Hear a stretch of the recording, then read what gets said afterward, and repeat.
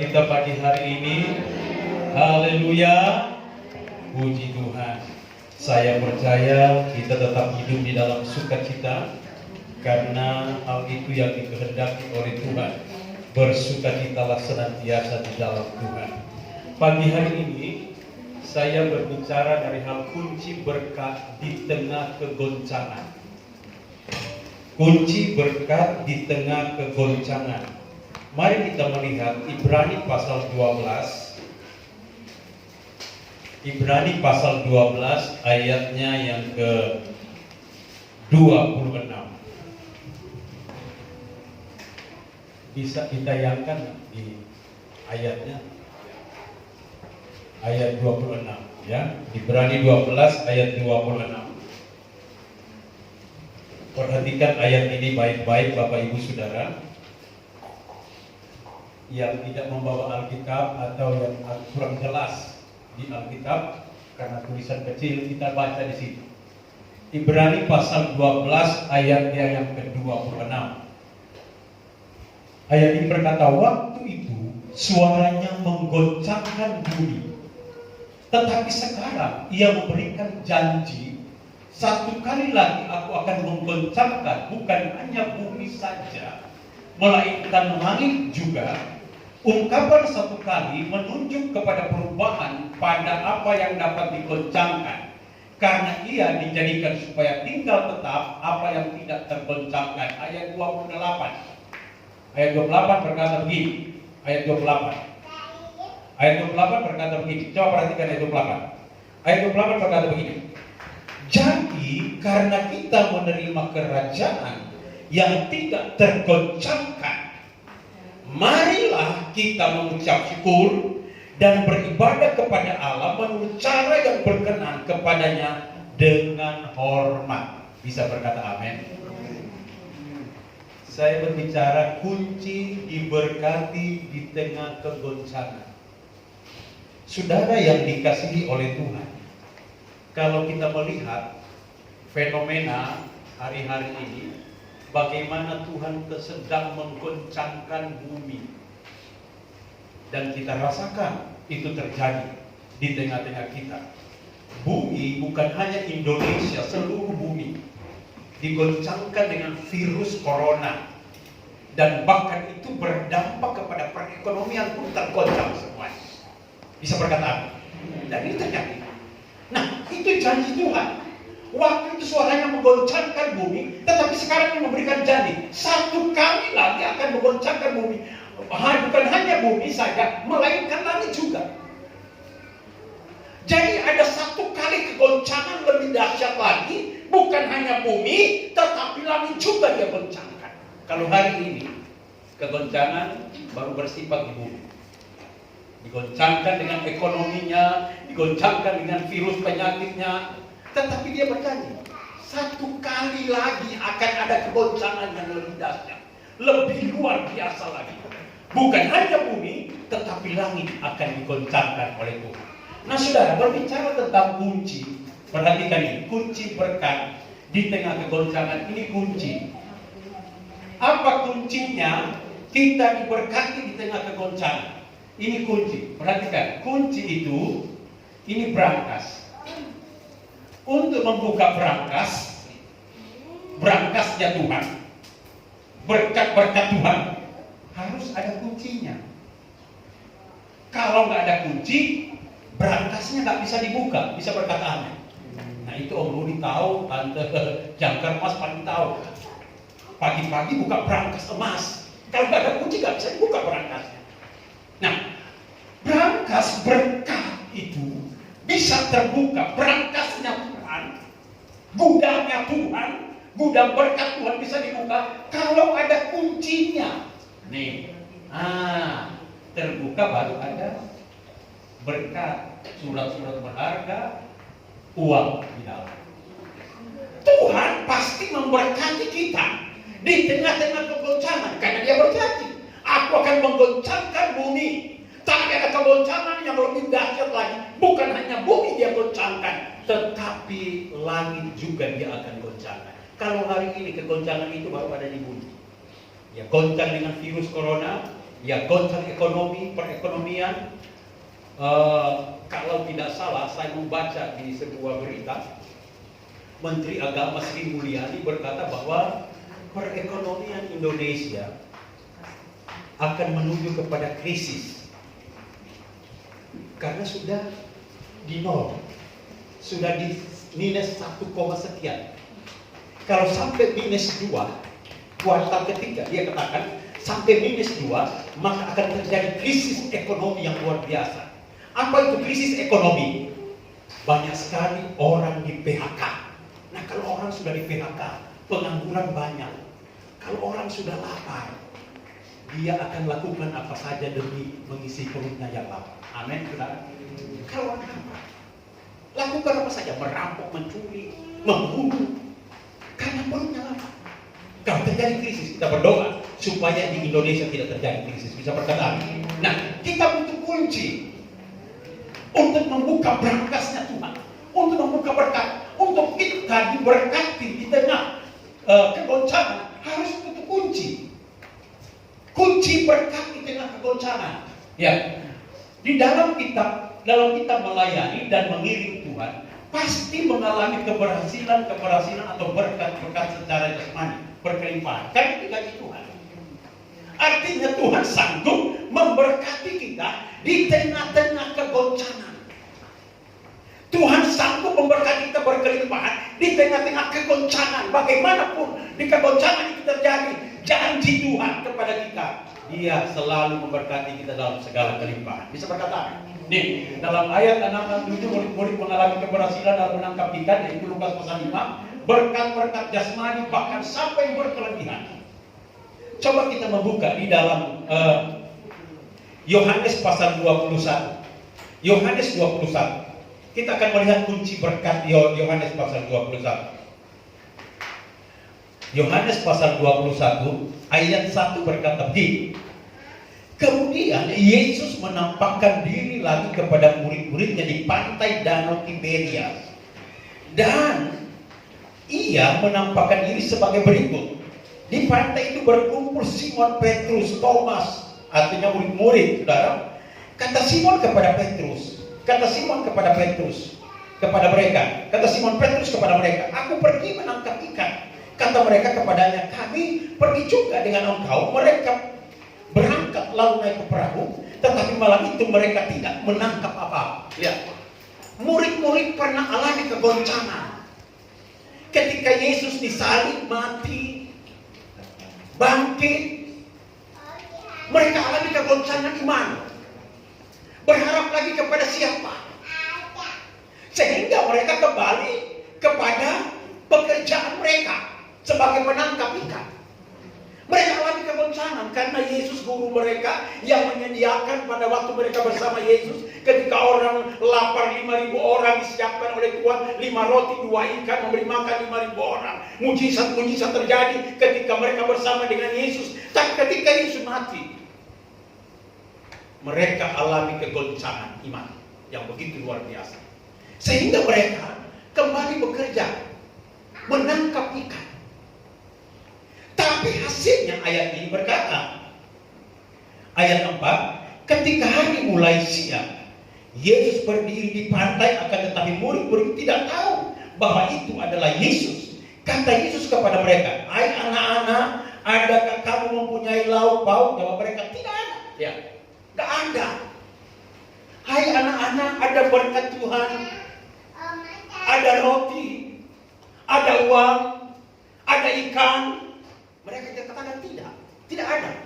Jadi kegoncangan ekonomi begitu luar biasa terjadi di tengah-tengah murid-murid. Dan saya yakin peristiwa yang hampir sama seperti ini sedang terjadi hari-hari. Bisa berkata amin? Banyak orang berkata begini, susah cari uang, ekonomi lagi lesu, dagangan gak laku-laku, gak ada pembeli, gak ada langganan. Yesus bertanya kepada murid-murid, adakah lauk pauk? Mereka katakan gak ada. Sudah sepanjang malam kami bekerja, kami gak dapat apa-apa, gak ada hasilnya. Ekonomi sedang digoncangkan oleh Tuhan. Dan ada kegoncangan lebih dahsyat, bukan hanya dunia, bukan hanya bumi, tetapi langit juga akan digoncangkan oleh Tuhan. Makanya saya mengatakan kepada saudara, bumi ini, dunia ini tidak akan menjadi baik. Bumi ini tidak akan menjadi baik. Kenapa?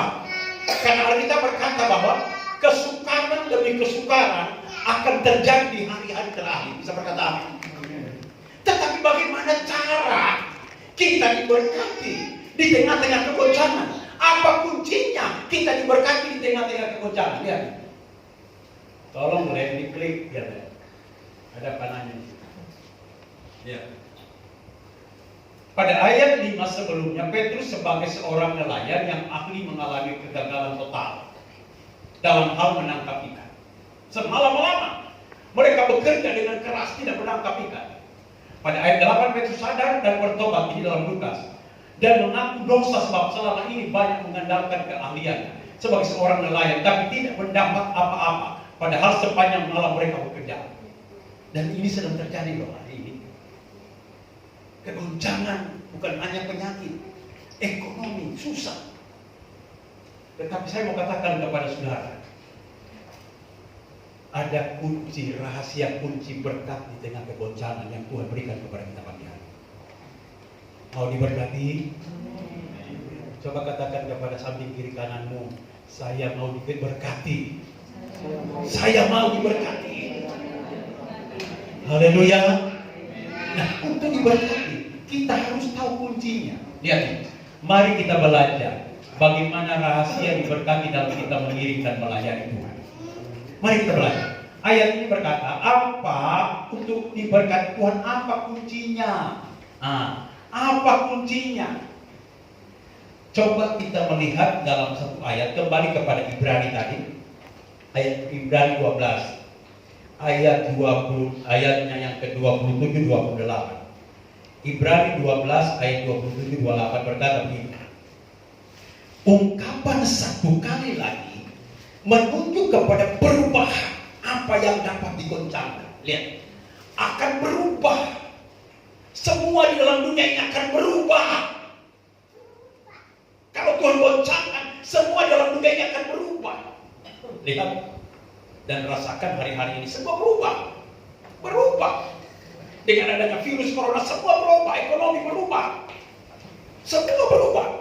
Dan dikatakan ayat ini karena dia dijadikan supaya tinggal tetap apa yang tidak tergoncangkan. Ayo ulangan.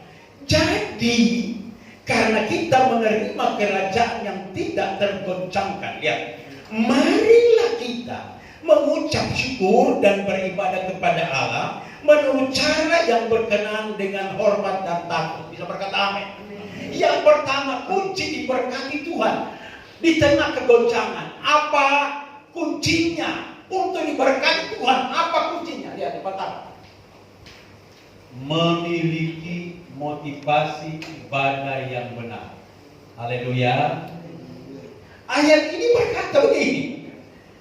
Jadi karena kita menerima kerajaan yang tak tergoncangkan, marilah kita mengucap syukur dan beribadah kepada Allah menurut cara yang berkenan kepadanya dengan hormat dan takut. Untuk kita diberkati, kunci yang pertama. Untuk kita diberkati di tengah kegoncangan, kunci yang pertama, memiliki motivasi ibadah yang benar. Datang beribadah, motivasi harus benar.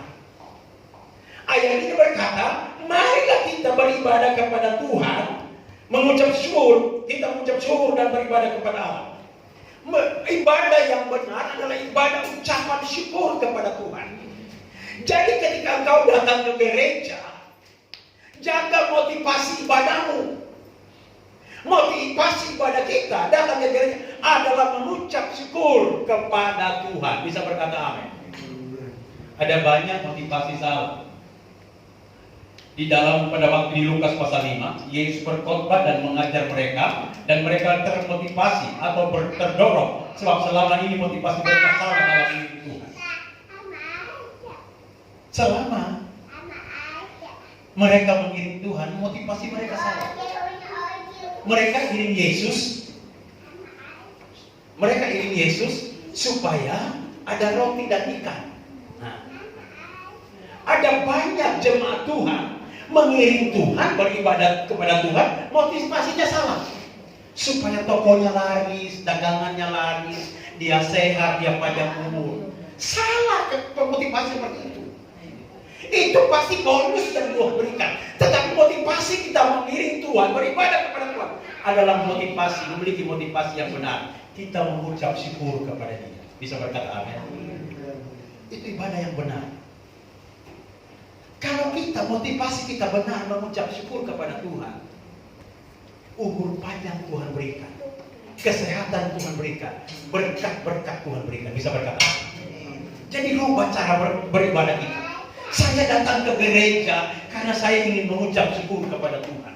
Saya datang ke gereja karena saya mau beribadah yang benar di hadapan Tuhan. Tidak ada motivasi yang tidak benar untuk kita membuka kunci berkat Allah. Ini yang kegoncangan. Memiliki motivasi ibadah yang benar. Haleluya. Memiliki motivasi ibadah, motivasi yang salah dalam kita mengiring Tuhan, tidak akan menikmati berkat-berkat Tuhan yang melimpah. Kalau motivasi kita salah. Haleluya. Coba kita buka Markus pasal 10. Markus pasal 10. Berkata begini. Markus pasal 10. Injil Markus pasalnya yang ke-10. Berkata begini. Ayatnya yang ke-35, ayat 35.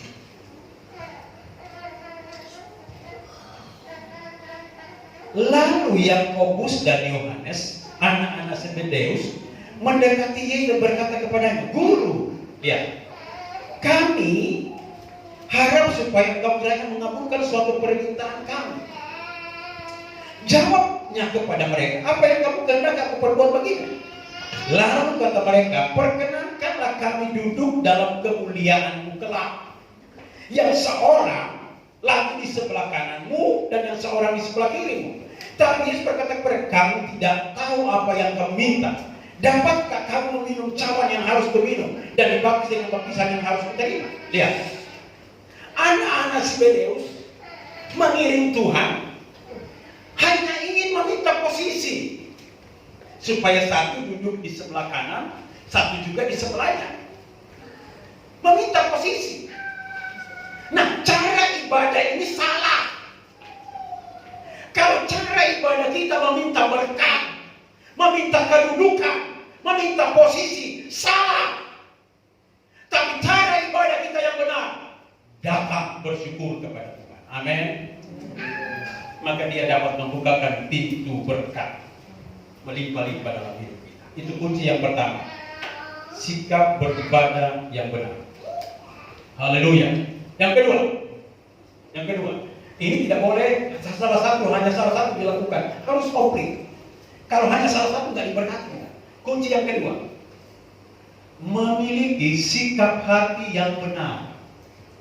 Memiliki sikap hati yang benar. Ayat kita kembali, mari kita melihat Lukas pasal 5. Lukas pasal 5. Kita melihat di Lukas pasal 5.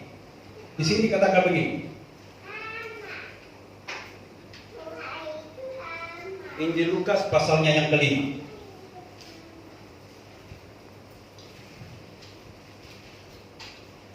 Lukas pasal 5 ayatnya yang pertama berkata begini. Lukas 5. Mari bisa melihat Injil Lukas pasal 5. Berkata begini. Saya bacakan. Ayatnya yang ke-1 dan 2. Pada suatu kali Yesus berdiri di pantai Danau Genesaret, sedang orang banyak mengerumuni Dia, hendak mendengarkan firman Allah. Ia melihat dua perahu di tepi pantai. Nelayan-nelayannya telah turun dan sedang membasuh jalannya. Ia naik ke dalam satu perahu, yaitu perahu Simon Petrus. Ia menyuruh dia supaya menolak perahu sedikit jauh dari pantai. Perhatikan ini. Memiliki sikap hati yang benar. Dalam ayat ini, Yesus sebelum memberkati murid-murid dengan ikan yang banyak, Yesus naik di perahu Perahu adalah berbicara hati manusia. Yesus naik di perahu Simon, artinya memiliki sikap hati yang benar. Harus ada Yesus di dalam perahu hati kita. Sikap hati yang benar. Makanya Yesus naik di perahu Simon. Sikap hati yang benar. Lihat ini ya. Glenn macet ya. Oh macet-macet ya. Memiliki sikap hati yang benar. Yesus mau tinggal jika hati kita benar, bersih, tulus, jujur. Sebab Allah melihat hati. Bisa berkata amin. Kalau hati kita benar, itu kunci kedua untuk kita buka berangkasnya Tuhan. Pertama, beribadah yang benar, miliki sikap hati yang benar. Karena dalam 1 Samuel 16 ayat 7, pada waktu Tuhan memilih Raja Israel, Tuhan berkata, aku tidak melihat penampilan. Karena anak-anak Isai itu banyak. Ada Eliab, ada Syama, Abinadab, perawakannya tinggi-tinggi, besar, ditampilkan semua oleh Samuel. Tapi Tuhan katakan, aku gak tertarik sama mereka. Tapi muncullah Daud, yang kecil, yang masih muda, yang kemerah-merahan. Tuhan berkata begini, Samuel, urapi dia, karena kulihat hatinya baik di hadapanku. Bisa berkata amin. Artinya Tuhan memberkati hidup kita kalau hati kita benar. Ibadah kita benar, hati kita benar. Bisa berkata amin. Hati yang benar adalah hati yang ditempati oleh Tuhan. Hati yang benar adalah perahu yang ditempati oleh Tuhan. Kalau hati yang benar ditempati oleh Tuhan, Yesus dalam hati kita, pasti kita diberkati. Haleluya. Sikap hati yang benar. Berikut yang ketiga, karena ada 5 poin. Melakukan perbuatan yang benar. Ibadah benar, hati benar, perbuatan benar. Kita kembali kepada Lukas 5 ayat 4 dan 5. Berkata begini, berarti ayat 4 dan 5. Setelah selesai berbicara, ia berkata kepada Simon. Lihat. Setelah selesai berbicara, ia berkata kepada Simon, bertolaklah ke tempat yang dalam dan tebarkanlah jalamu untuk menangkap ikan. Simon menjawab, Guru, telah sepanjang malam kami bekerja keras dan kami tidak menangkap apa-apa. Tetapi karena Engkau yang menyuruhnya, aku akan menebarkan jala juga. Perhatikan. Melakukan perbuatan yang benar. Awalnya Simon berkata kepada Tuhan, kepada Yesus, sudah sepanjang malam loh, kami kerja, tapi nggak nangkap apa-apa, nggak nangkap ikan. Tetapi akhirnya Petrus berkata, baiklah, jika Engkau yang menyuruh, kami akan menebarkan jala juga. Lihat ya, terkadang kan pemikiran seperti kita ini berpikir seperti Simon, bukan? Ke gereja lagi, ibadah lagi.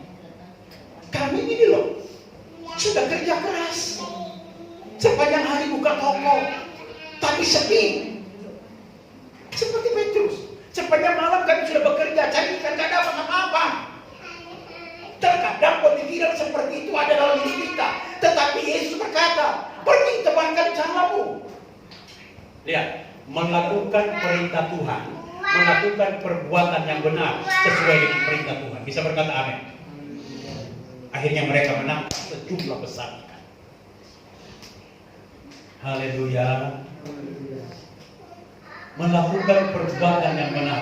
Murid-murid berhasil menangkap sejumlah besar ikan setelah mereka melakukan perintah Tuhan Yesus, yaitu melemparkan jalannya sesuai perintah Tuhan Yesus, yaitu melemparkan jalan di tempat yang dalam untuk menangkap ikan. Jadi untuk kita membuka berangkas berkatnya Tuhan di tengah kegoncangan ini, yang pertama ibadah benar, sikap hati yang benar, melakukan perbuatan yang benar. Ada orang ibadahnya sudah benar, tapi perbuatannya nggak benar, nggak diberkati. hatinya nggak benar, nggak diberkati. Harus komplit. Ya? Oh Glenn, perhatikan Glenn. Ya. Mazmur 119, firman-Mu itu pelita bagi kakiku dan terang bagi jalanku. Yosua 1:8, janganlah engkau lupa memperkatakan kitab Taurat ini. Firman Tuhan itu benar, maka segala perintah Tuhan kita lakukan dalam hidup kita. Bisa berkata amin? Haleluya. Ibadah kita benar, motivasi ibadah benar, hati benar, lakukan perbuatan sesuai dengan firman, maka kita bisa membuka kunci berkat Tuhan di tengah kebenaran. Ya. 4. Lihat ini.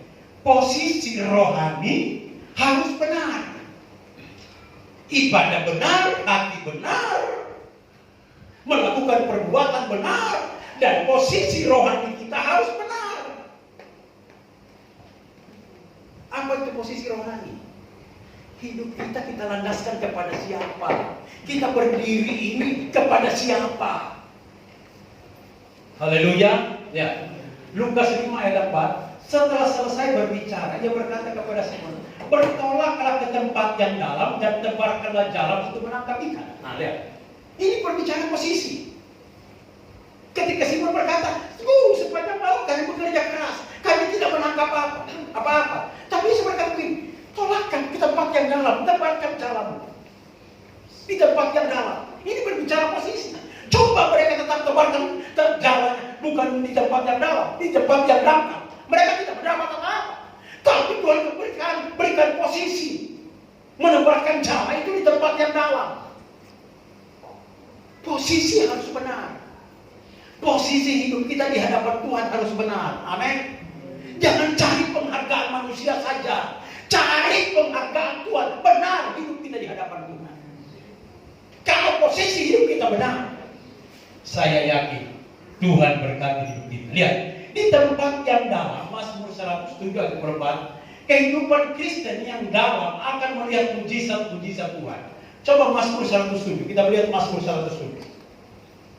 Mazmur 107 berkata begini. Mazmur 107. Mazmur 107. Ayatnya yang ke-24. Lihat. Saya bacakan ayat ini. Mazmur 107 ayatnya yang ke-24. Mulai dari ayat 23. Ada orang-orang yang mengarungi laut dengan kapal-kapal, yang melakukan perdagangan di lautan luas. Mereka melihat pekerjaan-pekerjaan Tuhan dan perbuatan-perbuatannya yang ajaib di mana? Di tempat yang dalam. Posisi rohani dangkal.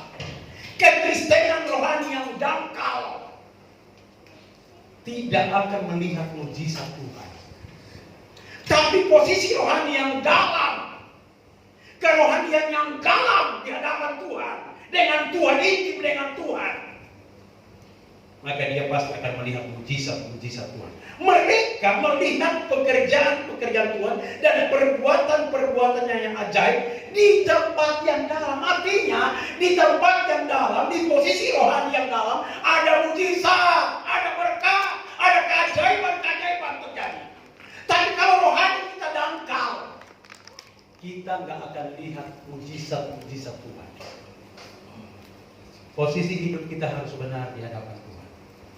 Haleluya. Haleluya. Nih. Lihat, YSDL, kalau saudara belajar kitab YSDL, apapun juga di kitab 12, itu jelas sekali. Di tempat yang dalam ada berkat-berkat Tuhan, tempat yang dalam berbicara kepenuhan Roh Kudus. Posisi rohani yang benar itu penuh Roh Kudus. Dalam kitab YSDL diceritakan Imam YSDL diperintahkan untuk menyusuri sungai. Ada beberapa tahap. Dia diperintahkan, ayo YSDL susuri sungai. YSDL berjalan. Ya, 450 meter pertama atau 500 hasta pertama. Air itu ada di pergelangan kaki. Sungai itu airnya tingginya sampai di pergelangan kaki. Yehezkiel nggak lihat apa-apa. Dia maju lagi 1000 hasta. Yang kedua, air sampai di lutut. Yehezkiel nggak lihat apa-apa. Maju lagi sampai di pinggang. Yehezkiel tidak melihat apa-apa. Tapi ketika dia ada di air yang dalam, dia berenang.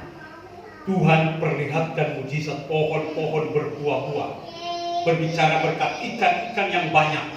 Ada mujizat kesembuhan. Daunnya, pohon itu daunnya menjadi obat. Berbicara tentang kalau kita tenggelam dalam hadirat Tuhan.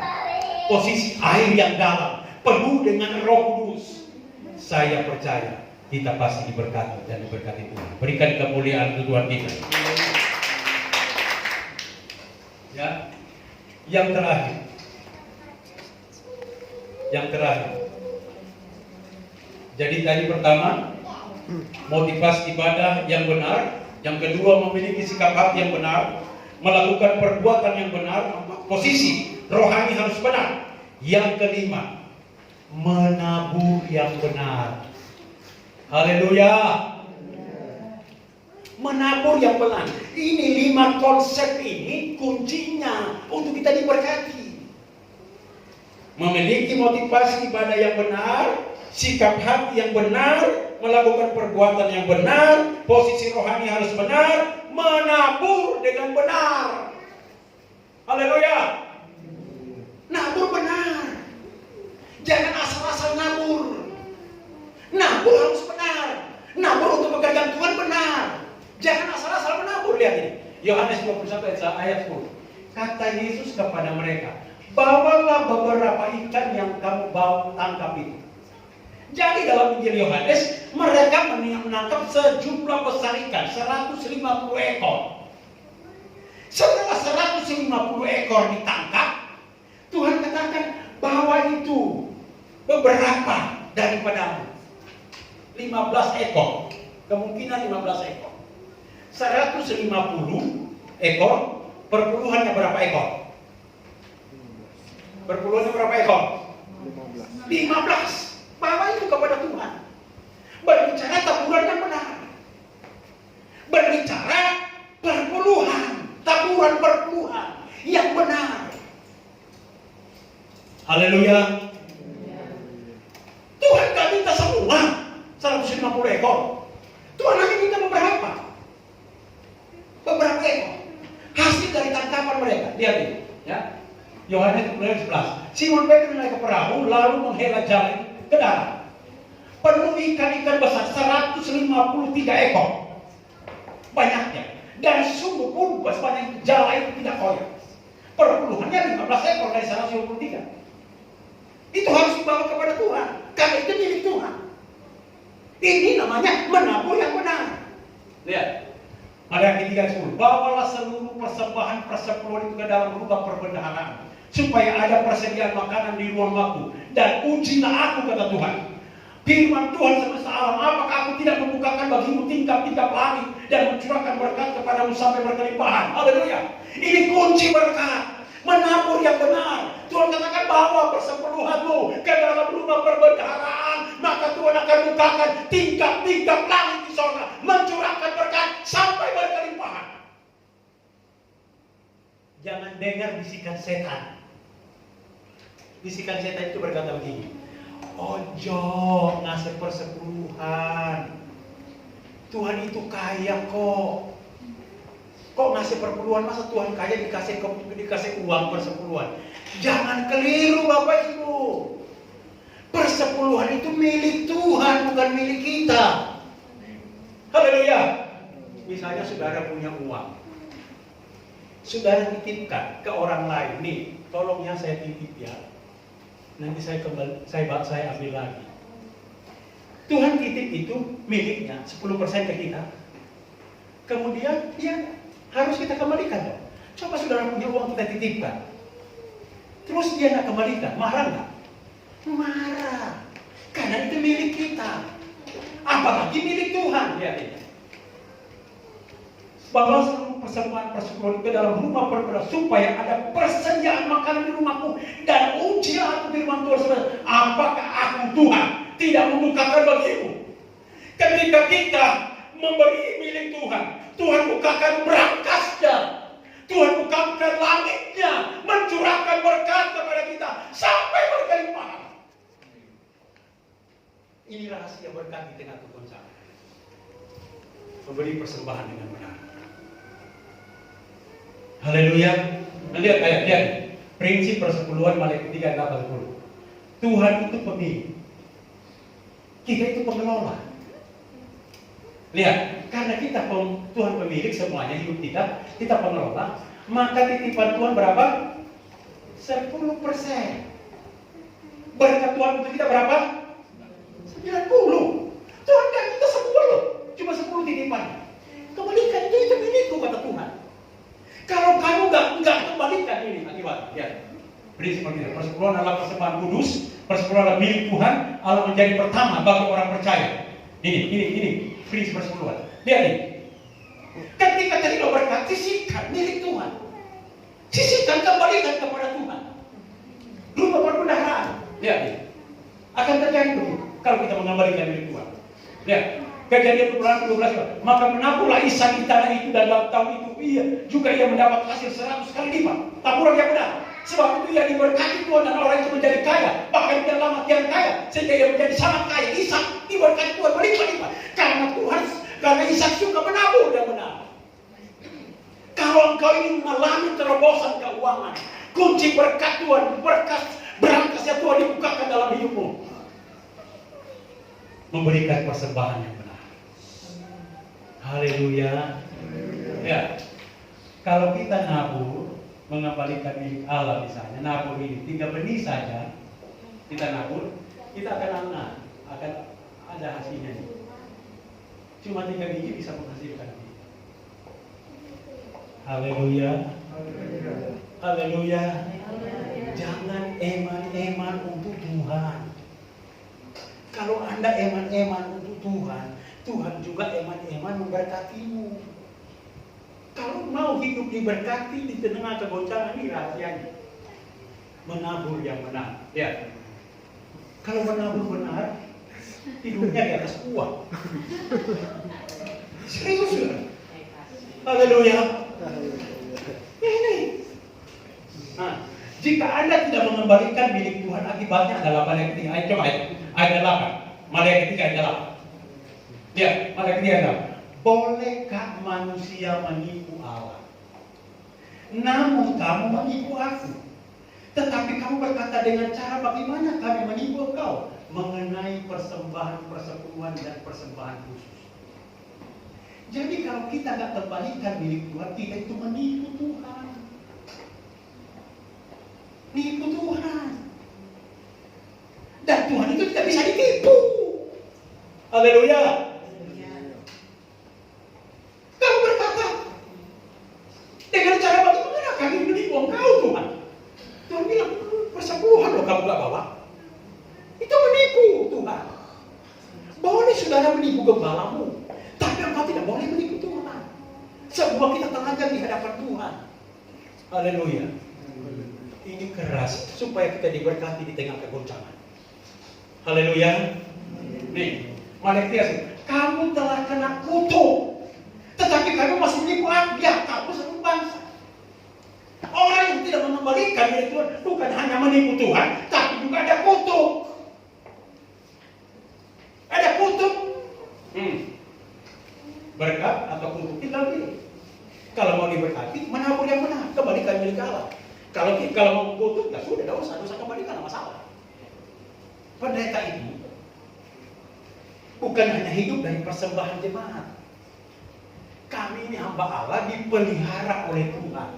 Dengan caranya Tuhan, Anda memberi persembahan, Anda mengembalikan milik Allah, itu puji Tuhan. Kalau tidak mengembalikan dan tidak memberi, terserah Anda. Kami tetap bisa hidup karena kami dipelihara oleh Tuhan. Haleluya. Sebuah bukti. Saya kalau mau hitung persepuluhan persembahan, gak bisa beli mobil, gak bisa. nggak bisa bangun ini, nggak bisa. Tapi karena Tuhan punya banyak cara menghidupi hambanya. Bisa berkata amin. Karena kami juga mengembalikan milik Allah ke organisasi. Mengembalikan milik Tuhan ke organisasi. Nah, itu tadi, kalau kita tidak mengembalikan milik Tuhan, dikatakan menipu Tuhan, kena kutuk. Klik Glenn. Ya. Maleakhi 3:11. Aku akan menghardik bagimu belalang pelahap supaya jangan dihabisinya hasil tanammu, dan supaya jangan pohon anggur di badan tidak berbuah bagimu. Firman Tuhan sebenarnya Tuhan akan kirim belalang pelahap bagi yang tidak mengembalikan miliknya. Akan ada belalang pelahap. Ini belalang pelahap. Nih. Jadi gundul usaha kita. Jadi gundul tanaman kita. Dia kirim belalang pelahap. Dilahap habis. Apa itu belalang pelahap? Tiba-tiba kita jatuh sakit. Ongkos sakitnya besar. Itu belalang pelahap. Tiba-tiba kita dirampok. Habis. Perampok hari-hari ini semakin merajalela. Tapi jika engkau mengembalikan milik Tuhan, engkau dilindungi oleh Tuhan. Coba perhatikan ke sini. Mata semua ke sini. Ini berkatmu, Bapak Ibu. Ini berkat. Ketika engkau mengembalikan milik Tuhan, Tuhan pagari berkatmu. Mengembalikan lagi, Tuhan pagari. Tuhan pagari. Ketika kita mengembalikan, Tuhan pagari terus sampai pagar itu menjadi kuat.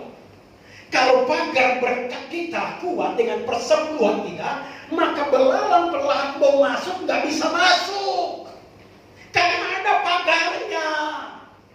Kenapa kita jatuh sakit, kita dirampok, ditipu orang? Karena nggak ada pagarnya berkat kita, nggak ada persepuluhan kita kembalikan. Haleluya. Saya mengajari ini supaya kita diberkati dengan kegoncangan. Belajar memagari berkat dengan persepuluhan. Supaya tidak ada belalang pelahap. Ditipu, dirongrong orang, dirampok orang, sakit penyakit dan lain-lain. Menghancurkan. Ya. Next, ya. Jika Anda mengembalikan milik Tuhan, upahnya adalah Tuhan mencurahkan berkat sampai berkelimpahan. Ayat tadi. Sampai berkelimpahan. Ya, Maleakhi 10. Bawa seluruh persembahan persepuluhan itu ke dalam rumah perbendaharaan supaya ada persediaan makan di rumahku. Ujilah aku. Firman Tuhan sudah salah. Apakah aku tidak membukakan bagimu tingkap-tingkap langit dan mencurahkan berkat kepadamu sampai berkelimpahan? Masih bersama bulan 5. Orang-orang yang menabur dengan mencucurkan air mata akan menuai dengan sorak-sorai. Orang yang berjalan maju dengan menangis sambil menabur benih pasti pulang dengan sorak-sorai sambil membawa berkas-berkasnya. Saudara mungkin berkata begini, waduh Pak Gembala, ini lagi masa corona, masa susah, kok ditagih lagi persepuluhan? Itu bukan milik benar Gembala. Ayat itu berkata, orang yang menabur dengan air mata susah, tetapi dia mengembalikan milik Tuhan. Ayat kita berkata, dia pula membawa berkas-berkasnya. Haleluya. Berkat Allah mengalir. Haleluya. Haleluya. Nih, 2 Korintus 9:6. Camkan lagi, orang yang menabur sedikit akan menuai sedikit juga, dan orang yang menabur banyak akan menuai banyak juga. Hendaklah masing-masing memberikan menurut kerelaan hatinya. Jadi ketika kita mengembalikan milik Tuhan, membawa persembahan, itu hati rela. Hati rela. Jangan bersungut-sungut, rela hati. Karena Tuhan melihat hati, tadi saya katakan. Tuhan melihat hati, kalau hati kita rela mengembalikan milik Allah, membawa persembahan untuk Tuhan. Oh, berkat melimpah-limpah di tengah kegoncangan. Amin saudara. Dan Allah sanggup, ya, orang yang memberi persembahan yang benar, Allah sanggup melimpahkan segala kasih karunia kepadamu, supaya kamu senantiasa berkecukupan di dalam segala sesuatu dan malah berkelebihan dalam berbagai kebaikan. Cukup semuanya. Di tengah-tengah kegoncangan cukup lebih. Karena kita membawa persembahan yang benar. Jadi 5 konsep kunci ini kalau ada dalam hidup kita, tidak boleh hanya laksanakan satu. Kalau hanya laksanakan satu, tak akan diberkati. Harus memiliki motivasi ibadah yang benar, sikap hati yang benar, melakukan perbuatan yang benar, posisi rohani harus benar, menabur yang benar. 5 kunci ini Kalau kita lakukan, Dia bukakan tingkap langit sorga, mencurahkan berkat dalam hidupmu di tengah krisis apapun kebencanaan. Haleluya, haleluya. Tutup hati. Kita nyanyikan sebuah pujian. Bagi Tuhan tak ada yang mustahil. Ku yakin saat Kau berfirman. Mari